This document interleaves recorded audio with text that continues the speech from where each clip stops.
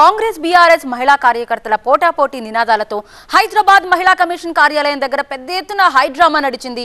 ఇరు వర్గాలు పోటాపోటీగా డిమాండ్ చేయడంతో ఘర్షణ వాతావరణం నెలకొంది.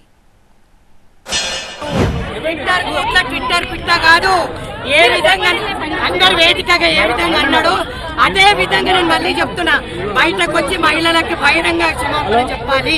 ఆయన ట్విట్టర్ గ్రూప్ లో చెప్పిన క్షమాపణ మేము ఒప్పుకోమంటే ఒప్పుకోము. నాకు బయటకు చెప్పమను అంటే మమ్మల్ని సిగ్గు లేకుండా చిత్రీకరించి మీడియా సమావేశాలలో మేము బ్రేక్ డాన్స్ చేస్తామంటారా?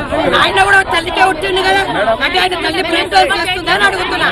తప్పుగా మాట్లాడవద్దు కేటీఆర్. ఖబర్దార్, 9.5 సంవత్సరాలు నిద్రపోయి మహిళలకు ఏం చేయలేదు. ఈ రోజు మా రాష్ట్ర ప్రభుత్వం మహిళలకు అన్ని విధాలు ఆదుకుంటుంది. నేను సూటిగా ప్రశ్నిస్తున్నాను, కేటీఆర్ అని ఏ విషయంలో క్షమాపణ చెప్పాలి? నేను సూటిగా ప్రశ్నిస్తున్నా రేవంత్ రెడ్డి గారికి. ఆయన ఎందుకు ఏం తప్పు చేశారని క్షమాపణ చెప్పాలి. నిజంగా వాస్తవాలకైతే రేవంత్ రెడ్డి గారు రుణమాఫీ చేస్తానని 2 లక్షలు రైతులకు తన అకౌంట్లో వేస్తానని చెప్పారు. ఆయన మీరు నిజంగా చెప్పాలంటే భగవంతుడి మీద కూడా ప్రమాణం చేసి వేసేసాను అని కూడా చెప్పారు. మీరు కూడా వెళ్ళండి, మేము కూడా వస్తాం, పదండి. పబ్లిక్ లో రైతుల దగ్గర నిజంగా రుణమాఫీ జరిగిందా? ఫ్రీ బస్సులో ఎవరు పెద్ద సాటిస్ఫై లేరు. నేను అదే చెప్తున్నాను. Free bus